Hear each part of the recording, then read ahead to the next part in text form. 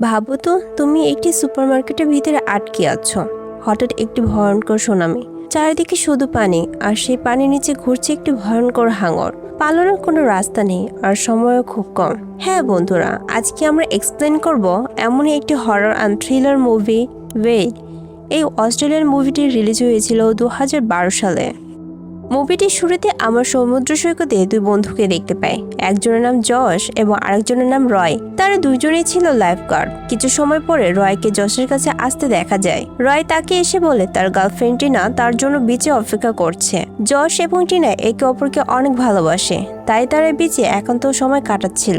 এমন সময় রয় তার সার্ফিং বোট নিয়ে সমুদ্রের ভেতরে যায়। সৈকতে ঘুরতে আসে বিভিন্ন দর্শনার্থী সমুদ্রে সাঁতার কাটতে যায়। এ সময় সাঁতার কাটতে থাকা এক ব্যক্তির উপর শার্ক আক্রমণ করে। মুহূর্তে পানি লাল হয়ে যায়। একটি লাইফ গার্ড বিষয়টি দেখে সবাইকে সতর্ক করে, যার ফলে চারিদিকে কোলাহল বেড়ে যায়। জজ তার বন্ধুকে বাঁচানোর জন্য বোট নিয়ে দ্রুত তার কাছে যায়, কিন্তু রয় বোটে ওঠার আগে শার্কটি তাকেও খেয়ে ফেলে। জশ এই ঘটনাতে অনেক ভেঙে পড়ে। পরের দৃশ্যে আমরা 1 বছর পরের ঘটনা দেখতে পাই।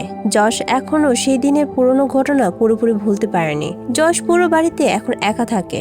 রয়ের মৃত্যুর কারণে যশ প্রতিনিয়ত নিজেকে দোষী মনে করত। ওদিকে টিনা এখন সিঙ্গাপুরে থাকে। টিভি নিউজ থেকে যশ জানতে পারে যে সমুদ্রে শার্কের আনাগোনা আরো বেড়ে গেছে। যশ এখন লাইফ গার্ডের কাজ ছেড়ে দিয়েছে। সে এখন সুপার মলে কাজ করে, তা ওই সমুদ্রের পাড়ে অবস্থিত। সকালে চাকরিতে যাওয়ার সময় যশ সমুদ্র পাড়ে যায়। আকাশের দিকে তাকিয়ে যশ কেমন যেন বিব্রত হয়ে যায়। আকাশে দেখা যায় অনেকগুলো পাখি উড়াউড়ি করছে। পরের দৃশ্যে যশকে দেখা যায় তার সুপার মলে যেতে। এখানে আমরা এমি নামের একটি মেয়েকে চুরি করতে দেখতে পাই। চুরি করার সময় সিকিউরিটি গার্ড তাকে দেখে ফেলে। এমি দৌড়ে তার বয়ফ্রেন্ড রায়ানের কাছে চলে যায়। রায়ান এই সুপার মার্কেটে কাজ করত, তার একান্ত সময় কাটাচ্ছিল। এমন সময় গার্ড এবং সুপার মলের ম্যানেজার চলে আসে। ম্যানেজার এগুলো দেখে খুব ক্ষিপ্ত হয়ে রায়ানকে কাজ থেকে বের করে দেয় এবং এমিকে পুলিশের হাতে তুলে দেওয়ার সিদ্ধান্ত নেয়। এদিকে যশকে দেখা যায় সুপার মার্কেটে পণ্যগুলো সেলফে সাজিয়ে রাখছিল। এমন সময় তার পুরনো গার্লফ্রেন্ড সেখানে পণ্য নিতে চলে আসে এবং সাথে ছিল স্টিফেন, তার বয়ফ্রেন্ড, যা দেখে যশের খুব মন খারাপ হয়। যশ হতাশ হয়ে অশ্রমে চলে যায় ফ্রেশ হওয়ার জন্য। কিছু সময় বাদে ওই সুপার শপে পুলিশ অফিসার টড চলে আসে, যে মূলত এমিরই বাবা ছিল। এখানে আমরা জানতে পারি কাজের চাপে সে তার পরিবারকে সময় দিতে পারে না বলে এমি এ পথে হাত বাড়িয়েছে। পার্কিং লটে এমিকে গাড়িতে তোলার পর টড দেখতে পায় একজন ব্যক্তি বন্দুক হাতে নিয়ে সুপারমার্কেটের ভিতরে প্রবেশ করছে। পুলিশ অফিসারটি এটি দেখে এমিকে গাড়িতে রেখে সেই লোকটির পিছু নেয়। বন্দুক হাতে নেওয়া ব্যক্তিটি, যার নাম ছিল ট্রায়াল, সে কিছুক্ষণ পর ম্যানেজার রুমে এসে তাকে গান পয়েন্টে নেয় এবং সমস্ত টাকা তাকে দিয়ে দিতে বলে, কিন্তু লকার তখন পুরোপুরি খালি ছিল। তা দেখে ট্রায়াল খুব রেগে যায়। সে ম্যানেজারকে গান পয়েন্টে রেখে অন্যদিকে নিয়ে যেতে লাগলে টডও তাদেরকে ফলো করতে থাকে। এক পর্যায়ে ট্রায়ালের মাথায় বন্দুক ধরে টড, কিন্তু এখানে আমরা দেখতে পাই ট্রায়াল এখানে একা আসেনি, আরো অপর সদস্য ম্যানেজার অ্যাসিস্ট্যান্ট জুলির মাথায় বন্দুক ধরে এবং টডকে বন্দুক ফেলে দিতে বলে। ওদিকে পার্কিং লটে রায়ানকে এমির সাথে কথা বলতে দেখা যায়। রায়ান এমিকে বলে যে তার ভুলের জন্য তার চাকরি চলে গেছে। এই কথা শুনে এমি ক্ষিপ্ত হয়ে ম্যানেজারের সাথে আবার কথা বলতে যায়। অন্যদিকে অশ্রমে থাকা অবস্থায় যশ একটি গুলির শব্দ পায়। যশ এসে দেখতে পায় ট্রায়ালের সহযোগী জুলিকে মেরে ফেলেছে এবং টিনার দিকে বন্দুক ধরে রেখেছে, যা দেখে যশ খুব ঘাবড়ে যায়। যশ ধীরে ধীরে টিনার দিকে এগিয়ে যেতে লাগলে তার সবাই লক্ষ্য করে সুপারমোটি কাঁপতে শুরু করে, যেন মনে হচ্ছিল ভূমিকম্প শুরু হয়েছে। বাইরের দৃশ্যে আমরা দেখতে পাই সমুদ্র থেকে বিশাল বড় বড় ঢেউ শহরের দিকে এগিয়ে আসছে। দেখতে দেখতে মুহূর্তের মধ্যে এই সুপার শপ সহ আশেপাশের সব বিল্ডিং এ সুনামের পানি ঢুকতে শুরু করে। চারিদিকে নিমেষের মধ্যে সবকিছু লন্ডভন্ড হয়ে যায়। সুনামির ভয়াবহতায় অনেক লোক মারা যায়। মার্কেটের ভিতরে দৃশ্যে আমরা দেখতে পাই যশ, টড, এমি সহ আরো অনেক চরিত্র এখনো বেঁচে আছে। জীবন বাঁচানোর তাগিদে সবাই এক এক করে সেলফের ওপরে উঠে পড়ে। পুলিশ অফিসার টডের পায়ে গুরুতর আঘাত লেগেছে এবং প্রচুর ব্লিডিং হচ্ছে। এই সময় এমিকে তার বাবাকে জড়িয়ে ধরতে দেখা যায় এবং এমি তার বাবার আঘাতে একটি কাপড় পেঁচে দেয়। হঠাৎ এমি রায়ানের কথা স্মরণ হয়। রায়ান পার্কিং লটে গাড়িতে বসেছিল। চারিদিকে পানিতে ভরে যাওয়ায় পার্কিং লটে এমি পৌঁছানো কোনোভাবেই সম্ভব হচ্ছিল না। এই কারণে এমি খুব হতাশ হয়ে পড়ে। এবার একে একে আমরা গল্পের সব চরিত্রকেই সেলফের উপরে উঠতে দেখে। এদিকে যশ আশেপাশে টিনাকে খুঁজতে শুরু করে। এখানে কিছুটা দূরে যশ টিনাকে দেখতে পায়। টিনা অনেক ভয় পেয়ে গিয়েছিল। এবার যশ টিনাকে সেলফের উপরে উঠিয়ে নিয়ে আসে। কিছুক্ষণ পরে যশ খেয়াল করে পানিতে ভেসে থাকা লাশগুলোকে কে যেন টেনে নিয়ে যাচ্ছে। অন্যদিকে আমরা দেখতে পাই পার্কিং লটে রায়ান একটি গাড়ির ভিতরে আটকে পড়েছে। সে গাড়ির ভেতর থেকে একটি ভারী বস্তু দিয়ে আঘাত করে গাড়ি থেকে বাইরে চলে আসে। পরের দৃশ্যে আমরা দেখতে পাই শপিং মলে সবাই সিদ্ধান্ত নেয় তারা এখান থেকে বাইরে বের হয়ে যাবে যে কোনো মূল্যে, এবং তাদেরকে রাস্তা খুঁজতে হবে। অফিসার টডের প্রায় আঘাত লাগে, সে রাস্তা খুঁজতে পারবে না, তাই সিদ্ধান্ত হয় ট্রিনা ও তার বয়ফ্রেন্ড রাস্তা খুঁজতে যাবে। এই সময় আমরা ট্রিনা এবং তার বয়ফ্রেন্ড স্টিফেনকে রাস্তা খোঁজার জন্য মেন গেটের দিকে যেতে দেখি। তারা মেন গেটের কাছে গিয়ে দেখে সুনামের ঢেউয়ের সাথে একটি বিশাল ট্রাক এসে তাদের গেট আটকে দিয়েছে। এ সময় সিকিউরিটি গার্ড মার্কেটের পেছনে দরজা চেক করতে গেলে আমরা দেখতে পাই মুহূর্তের মধ্যে একটি শার্ক তাকে পানির নিচে টেনে নিয়ে যায়। পানির নিচে হিংস্র শার্ক তাদের জন্য অপেক্ষা করছে। এটা সবার ধারণার বাইরে ছিল। আসলে সমুদ্রে সবকিছু ভেসে যাওয়ায় সমুদ্রের শার্কগুলো সব ওপরে উঠে এসেছিল। কিছুক্ষণ পরে যশ লক্ষ্য করে পানির ভেতর থেকে বুদবুদ কি যেন আওয়াজ হচ্ছে। যশ এ সময় সবাইকে তাড়াতাড়ি করে সেলফের উপরে উঠে আসতে বলে। যশের কথা শুনে টিনা এবং স্টিফেন তাড়াতাড়ি উপরে উঠে পড়ে। কিছুক্ষণ সবাই চুপ থাকে। কিছুক্ষণ পরে তারা সবাই দেখতে পায় বিশাল একটি শার্ক তাদের আশেপাশ দিয়ে ঘোরাফেরা করছে, যা দেখে সবাই অনেক ভয় পেয়ে যায়। এবার সবাই বুঝতে পারে তারা অনেক বড় বিপদে আটকে পড়েছে।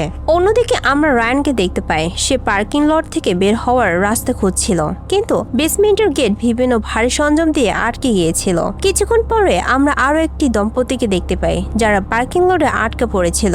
এরপর তারা গাড়ির উপরে থাকা সানরুফের ওপেন করে বাইরে বের হয়ে আসে। বাইরে বের হওয়ার সময় তখনই এক শার্ক এসে তাদের গাড়িতে হামলা করে দেয়। শপিং মলে সবাই স্তব্ধ হয়ে পড়েছিল ভয়ে। তারা কিছুই বুঝতে পারছিল না যে তারা কি করবে। পানিতে নামলে তাদের মৃত্যু অবধারিত, কিন্তু এখান থেকে বের হতে গেলে তাদের পানিতে নামতেই হবে। এমন অবস্থায় যশ লক্ষ্য করে ইলেকট্রিসিটি একটি হাই ভোল্টেজ তার পানির কাছাকাছি এসে ঝুলে রয়েছে। এই তার পানিতে স্পর্শ করলে তারা সবে মুহূর্তের ভিতরে মারা পড়বে। বাচ্চা কোনো রাস্তা না দেখে সবাই অনেক বেশি ভেঙে পড়েছিল। যশ এই সময় সবাইকে সান্ত্বনা দিয়ে সাহস জুগিয়ে বলে, আমাদেরকে একটি উপায় খুঁজে বের করতে হবে। সবার আগে যেভাবে হোক আমাদেরকে ইলেকট্রিসিটি বন্ধ করতে হবে। যশ এই সময় একা গিয়ে মেইন সুইচ বন্ধ করার সিদ্ধান্ত নেয়। এটা করতে তাকে পানিতে নামতে হবে, কিন্তু পানিতে রয়েছে দানব আকৃতির শার্ক। তখন টিনা বলে এটি একটি ভুল ডিসিশন হবে, কারণ যশের হাতে তখন আঘাত লেগেছিল আর আঘাতের রক্তের গন্ধ পেয়ে শার্কটি তার পিছু নেবে। টিনার এইসব কথা শুনে স্টিফেন বলে, আমি যাব সেখানে, এবং তার আগে আমাদেরকে একটি সেফটি পোশাক বানাতে হবে। আসবাবপত্র বহন করা লরি দিয়ে তারা একটি কেস তৈরি করে এবং স্টিফেনকে সেটি পরিয়ে দেওয়া হয়। স্টিফেনের সময় পানিতে নেমে যায়। স্টিফেন পাওয়ার হাউসি দরজা পর্যন্ত পৌঁছায়, কিন্তু তারা অক্সিজেন নেওয়ার জন্য যে পাইপ তৈরি করা হয়েছিল তা খুবই ছোট ছিল।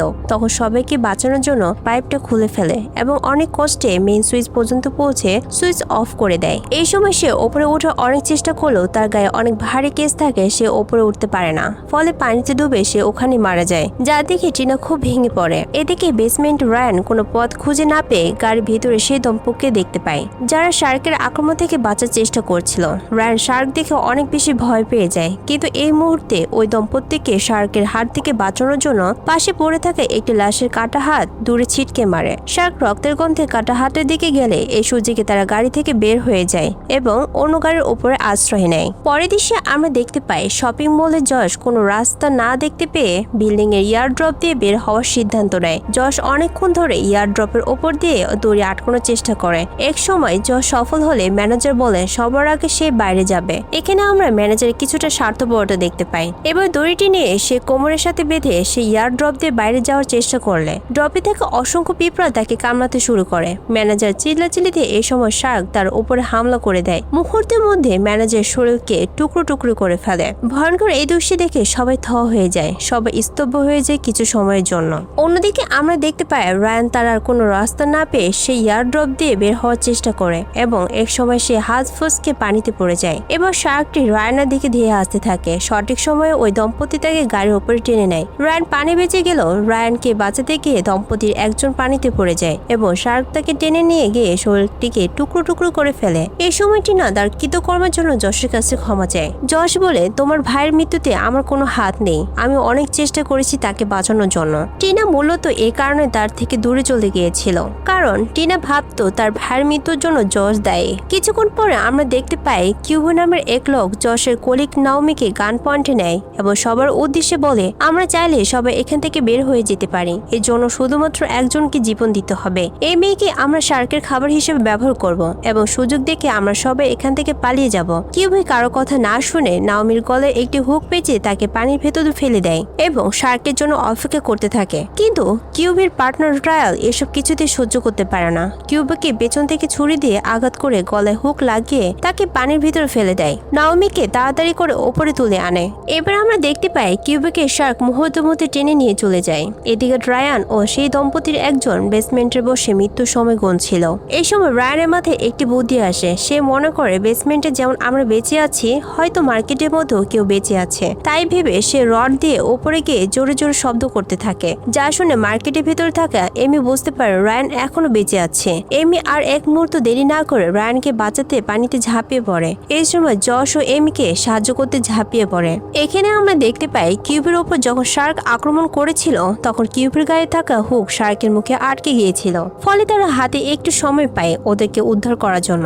জশ ও এমি সাঁতারে ব্যাডমিন্টনে চলে আসলে রায়ান তাদেরকে তাৎক্ষণিক সতর্ক করতে থাকে। এমি জশ একটি গাড়ির উপরে উঠে পড়ে। তখনই এমি নোটিশ করে যে গাড়িটি কারো না, বরং গাড়িটি তার বাবার, এবং গাড়িটির ভিতরে একটি শটগান রয়েছে। এইসব কথা শুনে জশ তাৎক্ষণিক গাড়ির ভিতরে গিয়ে একটি স্ট্যান্ড গান ও শটগান বের করে নিয়ে আসে। এরপর সে শার্ককে মারার জন্য পানিতে নেমে পড়ে। শার্কটি জশের দিকে আসার সাথে সাথে জশ গুলি করে শার্কটিকে মেরে ফেলে। অন্যদিকে দেখা যায় ট্রড ট্রায়াল এবং টিনার পাওয়ার হাউসে মেন সুইচ অন করে দেয়, ফলে মার্কেটের প্রবেশপথে যে ট্রাকটি ছিল সেটি বিস্ফোরণ করার প্ল্যান করতে থাকে। এবার বেসমেন্ট থেকে জশ, হায়দার, এমি ওদের পাওয়ার হাউসের প্রবেশপথে ওখানে চলে আসে। মেয়েকে জীবিত দেখে ট্রড এমিকে জড়িয়ে ধরে কাটতে শুরু করে। এবার মুখে হুক আটকে থাকা শার্কটি আরো বেশি আগ্রেসিভ হয়ে পড়ে এবং তার মুখ থেকে হুক খুলে যায়। জশ তখন শটগান দিয়ে এই শার্কটিকে মারার প্ল্যান করে, কিন্তু শটগানের সবগুলো শেষ হয়ে গিয়েছিল। ট্রড ট্রাকের ব্যাটারিতে ইলেকট্রিক ওয়্যারটি ফিট করার চেষ্টা করছিল, কিন্তু এর মধ্যে তখন শার্কটি চলে আসে।